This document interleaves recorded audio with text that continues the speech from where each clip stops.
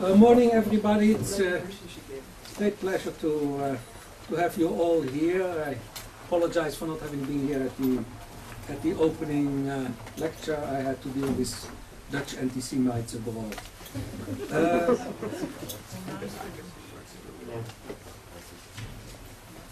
Professor Richard Land is certainly well known to part of you. Is a very famous medievalist.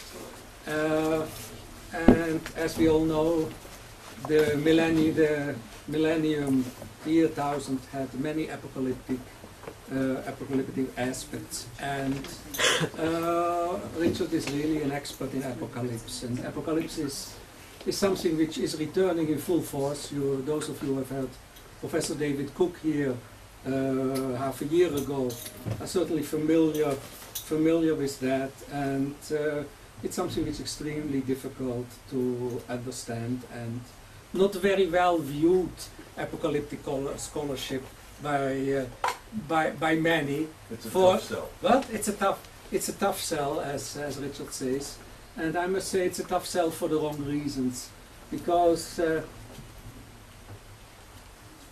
those who read, those who have analyzed apocalyptic work like David Cook, Richard, at the time Norman Cohn, realize that many of those elements permeate contemporary society.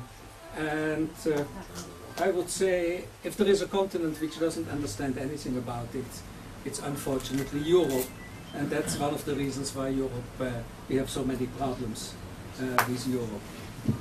Well, conspiracy theories obviously fit this apocalyptic concept, and that's why I asked Richard, who could have spoken about many tens of other subjects, to concentrate today on this issue of the conspiracy theory, which goes, of course, far beyond the whole idea of the protocols of the elders of Zion.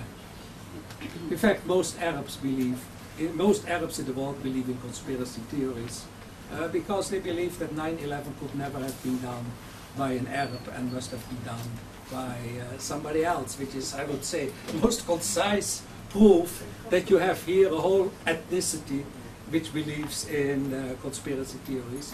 And not surprisingly, out of that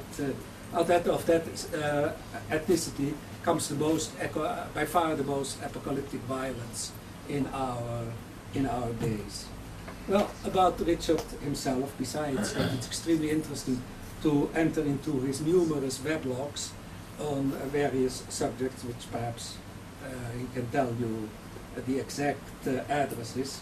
He's a medievalist. He teaches in the history department at Boston University. He specializes in the origins of European society around the turn of the first millennium. He has a BA from Harvard, a PhD from Princeton. He's also studied at the École Normale Supérieure in Paris, which helps him, I would say, understand the many French aberrations. He has published a great variety of books and edited many volumes, perhaps best known, Encyclopedia of Millennialism and Millennial Movements.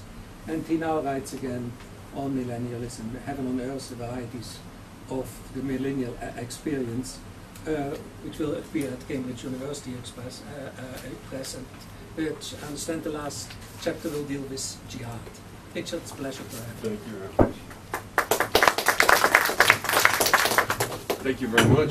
It's a pleasure and honor to be here.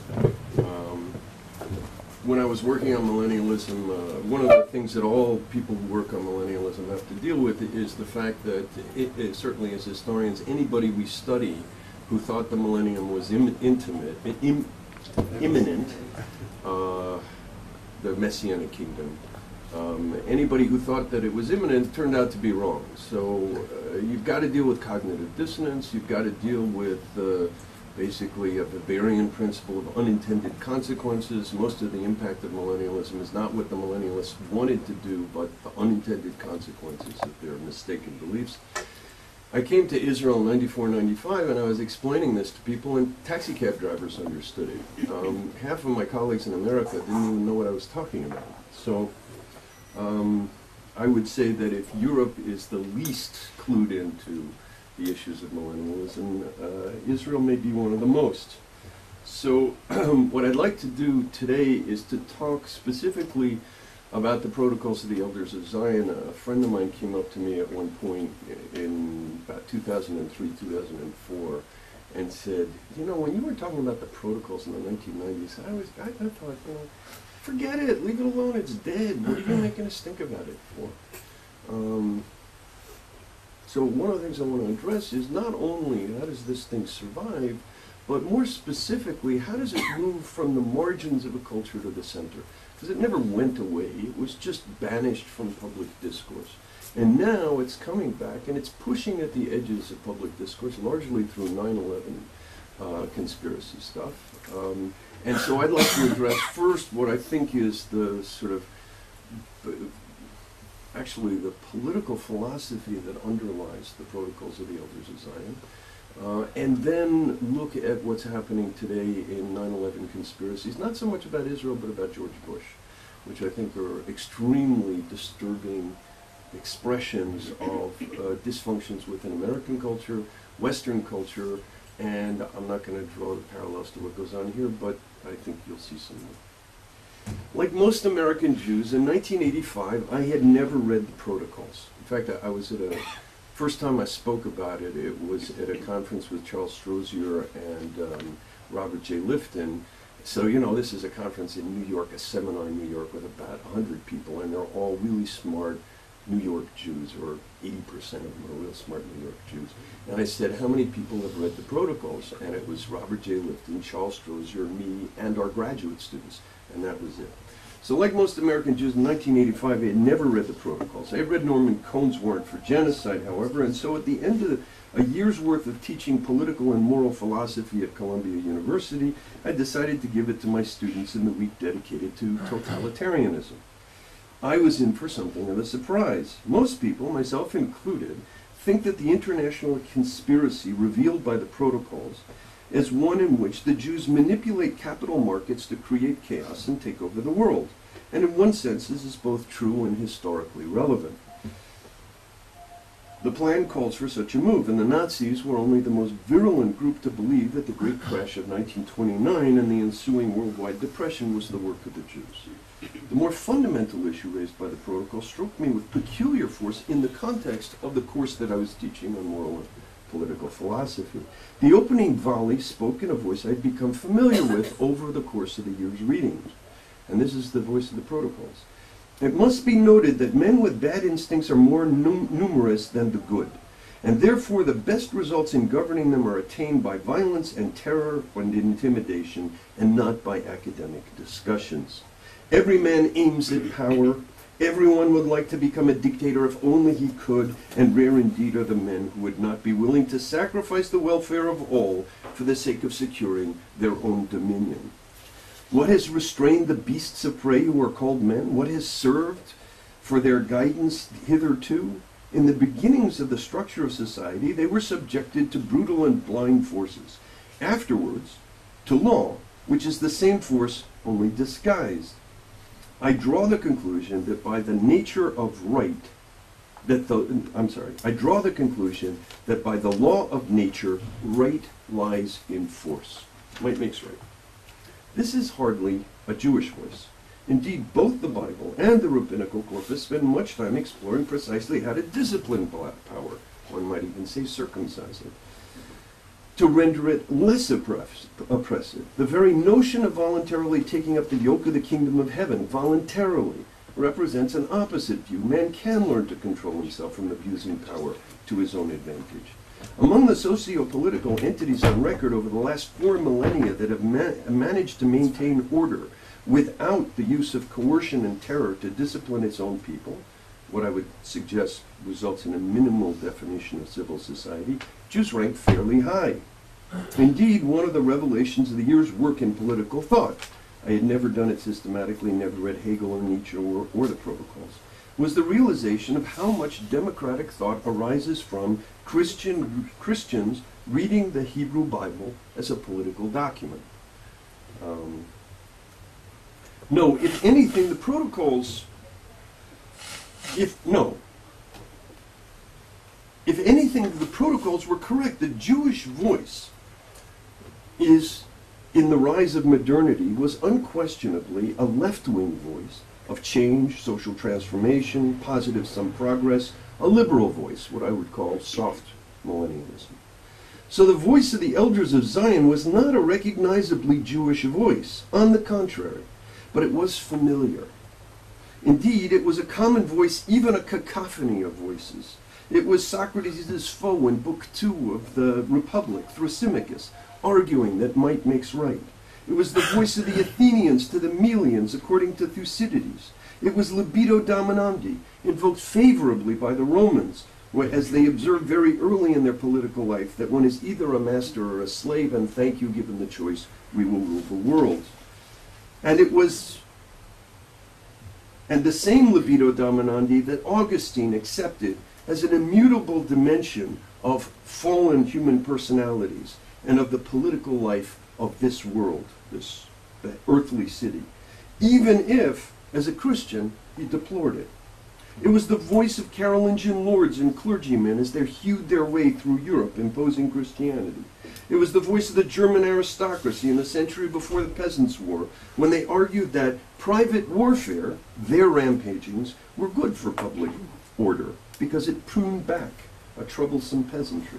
It was the voice of Machiavelli's prince's advisor, as well as Bismarck. I had expected a stupid text addressed to idiots. Instead, I found a voice the historian hears far more often than you other members of civil society. A voice which has, in principle, rejected that position. The voice that dominated public space and political discussion in pre-modern times. This is a common voice that I'm dealing with. That is the voice of the elders of Zion and the protocols of the elders of Zion. In other words, to be blunt, I call this Goyishikov. The principle that the only way you can have order is through imposition. That if you don't rule other people, they will rule you, is this basic stance, which I'll get to in a moment in terms of Eli Sagan's work. Indeed, as the Athenians explained to the Melians, it has been a law long before, and here I'm quoting Thucydides, it has been a law long before our time and will be long after we have passed away, that those who can do what they will, and those who cannot suffer what they must. When the Melians complain that that's not fair, the Athenians respond not with, suck it up, but with a far more damaging challenge. If you were in our position, you'd be doing this to us. We do unto you before you do unto us. In his own Blakean way, Nietzsche was making the same point in the genealogy of morals about moralists like Tertullian, good millenarian, and behind him all egalitarian millennialists, who scold those who abuse power. They parade their weakness, but they also dream cruelly of the day when the meek shall rule the powerful. Years later, I read a brilliant book by Eli Sagan called The Honey and the Hemlock, in which he calls this notion of ruler be ruled the paranoid imperative, based as it is on a projection of bad faith, which then justifies, even demands, acts of protective bad faith. According to him, this axiom of political life, ruler be ruled, has dominated political action for the vast period of human polities, from the Neolithic Revolution, say, minus 10,000 years ago, to the past 2 centuries, and which must be overcome in order to attempt an experiment in freedom and democracy. For a while I used the term paranoid imperative as he had used it, but found that people, especially political scientists, objected that this axiom was not paranoid but rational. Ruler be ruled is rational. Despite my personal commitment to the idea that positive sum, we can both win, is rational, and zero sum, I win, you lose, which is the basis of ruler be ruled, is not, I accepted the correction. I now speak of the zero sum principle, ruler be ruled, as the dominating imperative, and the still more extreme version, exterminate or be exterminated, as the paranoid. Which brings us back to the protocols and Norman Cohn's terrifying title, Warrant for Genocide. The Protocols is actually a reasonably sophisticated text that works entirely from the axioms of pre-modern political philosophy and, at what many at the time thought to be the height of the modern, comes up with what we might call a scientific rationale for genocide. How did they do it? And why were they so drawn into this logic? Let's return to the argument the Protocols is making and work as they do with the opening axiom to derive a number of further corollaries and proofs. If all men, specifically all political men, that would be Augustine's correction. He'd say not everybody's driven by libido dominandi, the lust to dominate, but those who do are the ones who go into politics. If with media now we get narcissists as well. If all men were specific, if all men, more specifically all political men, are ruled by libido dominandi, then any notion of democracy, constitutional government, liberal experiment in self-rule that hopes to create order by freeing commoners and counting on them to act morally is doomed to failure. This, by the way, is Plato's position. Democracy is a formula for chaos. It cannot work. It is the fundamentalist elitist, or aristocratic argument about the nature of government. People cannot be trusted with power, and only when imposed from above with force or manipulation, as the Protocols have the Jews say, with violence and terror, can there be any hope for order. Their system may be oppressive, that is, the system of the aristocracy, the elite aristocracy, but it at least promises stability. If democracy is a recipe for anarchy, then anybody who supports and encourages democracy, particularly smart people like the Jews, cannot possibly do so in order to create democracy. They must have an ulterior motive. What might that motive be? What else than the conquest of everyone else?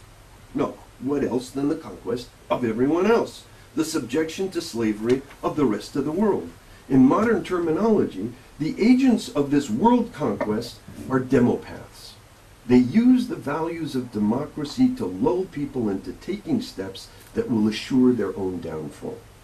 Here, the Protocols lays out the plan.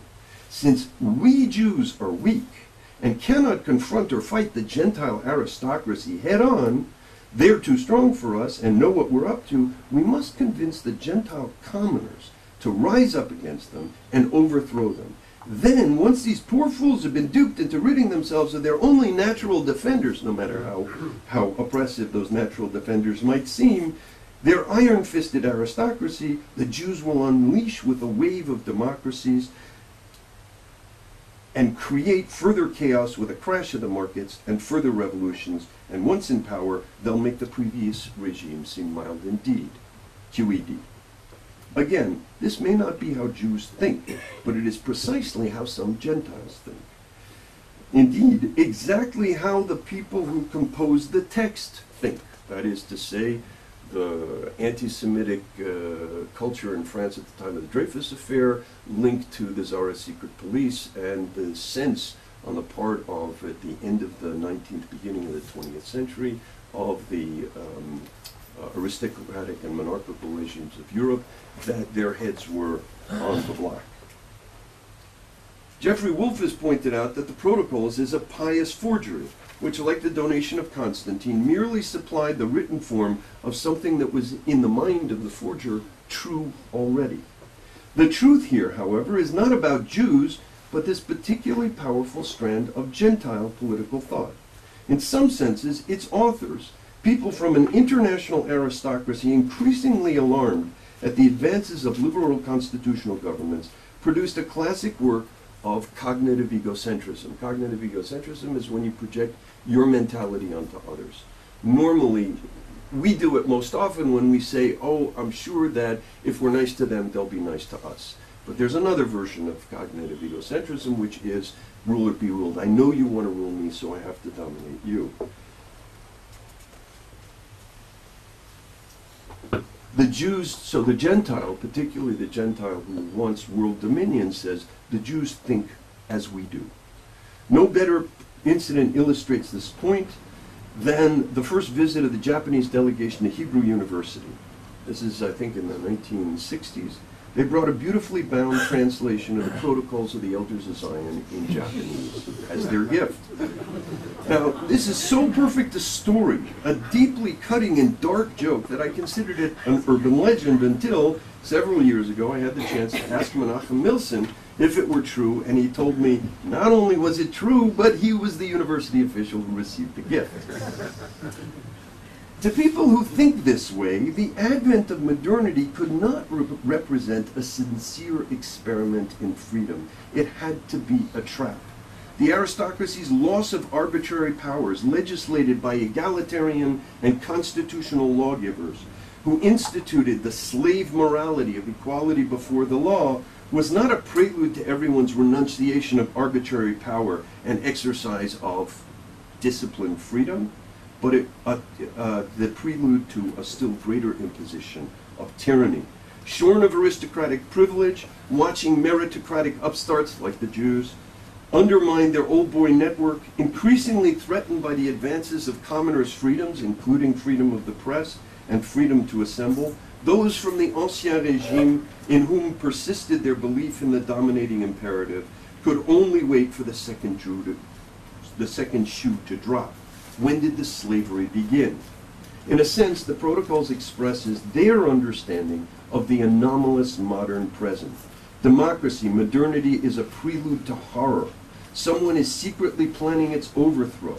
Who else but a people smart enough to convince the Gentile commoners, and even some pathetic aristocrats infected with the idea of freedom, so-called liberalism, says the author of the text, into overthrowing their divine monarchies. Hence, free press, free thinking, Darwin and Nietzsche are all pawns of the Jewish conspiracy. I especially like Darwin and Nietzsche as pawns. Jews must know what we know. They must be planning what we would plan, were we in their position.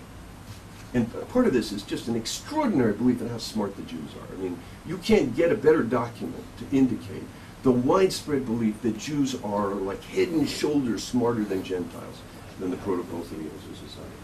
To understand how prophetic a projection this was, in two senses, leads to an understanding of whence the Protocols. First, it was disturbingly accurate in its reading of egalitarian ideologues.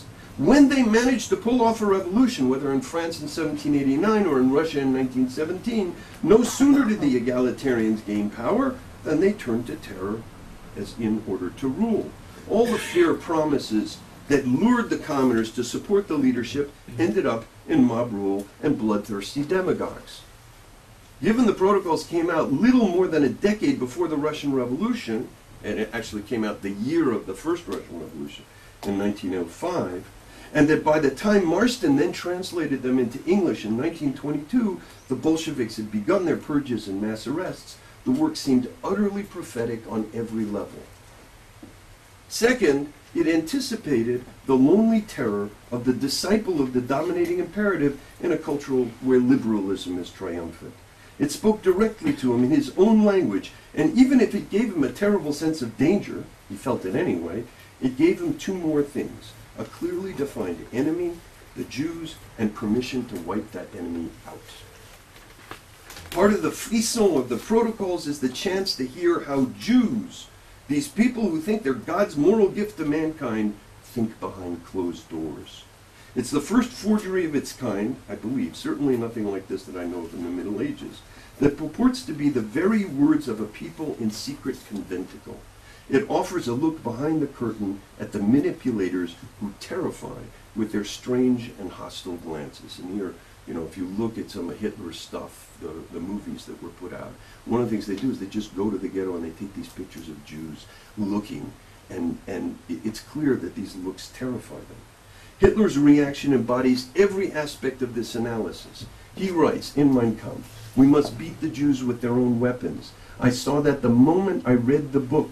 Down to the veriest detail, I found the Protocols immensely instructive on such topics as political intrigue, the technique of conspiracy, revolutionary subversion, prevarication, deception, organization."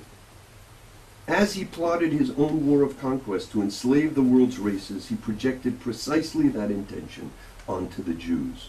In reading the Protocols, he writes, one has the feeling that one is... Oh no, this is somebody else. This is Waite writes. In reading the Protocols, one has the sense that the feeling that one is reading a description of Hitler's own plans. Page after page, all one needs to do is substitute the word Hitler will wherever the Protocols say the Jews will. When I was done reading the protocols, I was amazed. How much time do I have? How much time do you need? Well, you told me to speak for 30 minutes, so what are we 10 up minutes? to? 10 minutes? I'm going to skip what happened when I read the protocols. I tried to talk people into publishing it because, you know, I had just spent 3 years at Berkeley. My wife was teaching there, and I was writing my thesis. And it took me another year because in 1982, Israel invaded Lebanon, and Sproul Plaza just turned into a hate fest. You know, signs saying Jews poison wells on the West Bank, and I mean it was. And actually, the Iranian students, remember this 3 years after Khomeini takes over, the Iranian students were actually handing out a copy of the protocols or a leaflet with quotes from the protocols that they had gotten from a far-right group. So I was down on Sproul Plaza every day, and I was aware of how much of the protocols had made its way into the anti-Israel discourse of the left. So I read the protocols, and I go, whoa, you know, this is in our papers, the Jews control the press, and so on and so forth.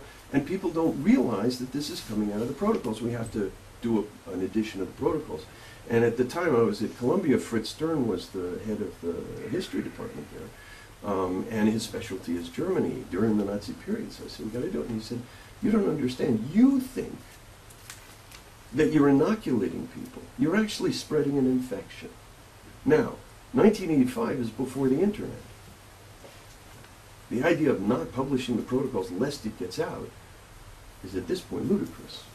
Okay, so I'll skip over that.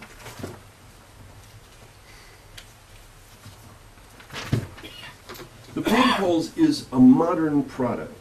To be precise, an anti-modern text. It reflects the attitudes of pre-modern authoritarians in a world where they cannot do as they please. It is Nietzsche's blonde beast watching others fall sick to the disease of liberalism, of bad conscience. It is the ravings of a frustrated dominator whose predatory claws have been clipped by the egalitarian rulers. Of course, as people will point out, it has its roots in the medieval period. But it took a different form in a period where the blonde beast continued to ride high. So then I go into a discussion of what it looked like in the Middle Ages, where the elites themselves essentially carried out a conspiracy against the population. So it takes a different form. But what's so peculiar about the modern situation is that in our modern situation, it's the people who think rule or be ruled are not in power. So for them, the people who are in power, they project their beliefs onto these elites, and among other things, and this is very common in the right-wing circles, and now quite common in left-wing circles, to either speak of or to think of the American government as Zog. How many people know what Zog is? Zionist-Occupation government, and that's the United States government. It's occupied by Zionists, and you know, the right wing was saying this a long time ago, but ever since the neocons and Bush came in, the left wing has essentially been adopting this position. Today, we're in somewhat of a strange combination. Today, in the period that we call postmodern, which I would prefer to call a stage of modernity, indeed a crisis point in modernity's growth, we have a new configuration. Here we find, on the one hand, a pre-modern world reacting violently to the demands of modernity, and there I'm speaking of Islam, and eagerly adapting and adopting both the protocols and the murderous behavior to which that text gives warrant. But with the Western culture, we have a pro-modern, hyper-modern, postmodern strain, which, when it does not actually adopt the apocalyptic madness of the protocols, does engage in the rhetoric of catastrophe and conspiracy. Fascism is coming to America. Conspiracies on 9/11, demonization of Israel. All the things that encourage protocol thinking. If an anti-Semitism, which I define as exterminate or be exterminated, is like high-proof alcohol, and anti-Judaism, which I define as I'm high because you're low, is like wine, then European intellectuals, leftists, progressives, are sipping Merlot while it's an open bar for Arab males to engage in drinking the heavy alcohol of rage at their loss of honor. How could this have come about? How could we get this left-wing conspiracy thinking? How could the new progressive left have gotten in bed with fascists and warmongers the way the old radical left had gone in the 30s and the 40s with communism? How could those opposed to racism and stereotyping and bigotry and human oppression become bedfellows with avid believers in the mad, demonizing scapegoating of the protocols? Did they know? Do they not see the poison?